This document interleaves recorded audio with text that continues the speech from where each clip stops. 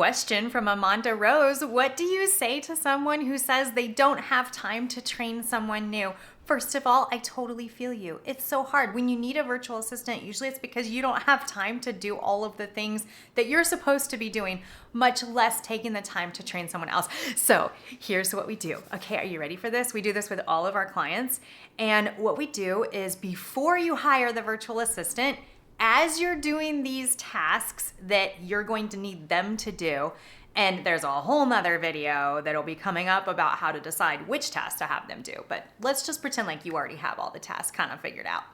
And just a little sneak peek into how to figure that out is, what are all of the things that are recurring that you do like a lot and they're done online? Because if they're repeated, then when you pass off that one task, all of a sudden a ton of time is gonna be opened up for you. So little sneak peek into that.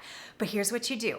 Each time that you're doing that task, because you don't have a virtual assistant yet, you pop on loom.com and you just record yourself doing the task, and you click the little button when you're done, and there you have this nice little pretty package of a recording of the task. And you don't have to be all awesome with step 1, step 2, just literally record yourself doing it, and then you have it. And then when you're ready to hire a virtual assistant, you use that recording as a test. We do this all the time. It's so fun.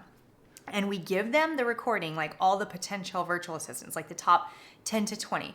We give them the recording of that Loom video, and we say, make your own standard operating procedure and checklist for this task. So when you're my virtual assistant and you're doing this task, I want you to have that ready to go so you know how to do it.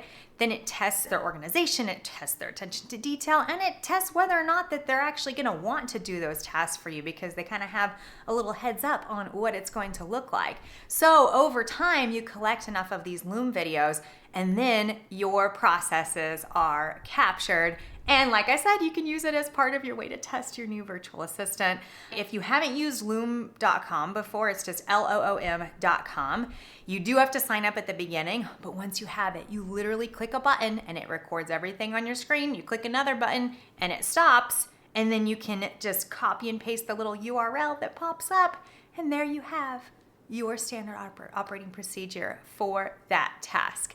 Super duper fun. But that's my other advice. Like, if you're really pressed for time, you do start with those recurring tasks first. You start with those things that you do a lot, and then all of a sudden you have a little bit of time, and then you have a little bit of more time as you pass these things off. And that's, I remember when I first had my first executive assistant, I was so overwhelmed and so overburdened. Like, I didn't have time to train her. And so this is what I did. And then she was organizing all of her daily tasks. And we teach virtual assistants how to do that as well, like how to organize their daily tasks. But I just remember that pain.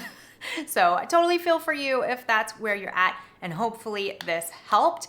But basically, the idea is you use the vetting process as a chance to also do the training. So then day one, they are ready to hit the ground running.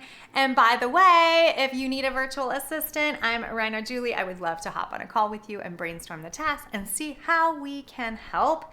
And we try to take the burden off of you. So we try to do absolutely everything for you to match you with your magical virtual assistant. And we try to have you do as little as possible. That's our goal, because that's why you need a virtual assistant, is because you're busy. Okay, would love to talk to you. Thank you, Amanda Rose, for asking this question and helping me make a video. Bye.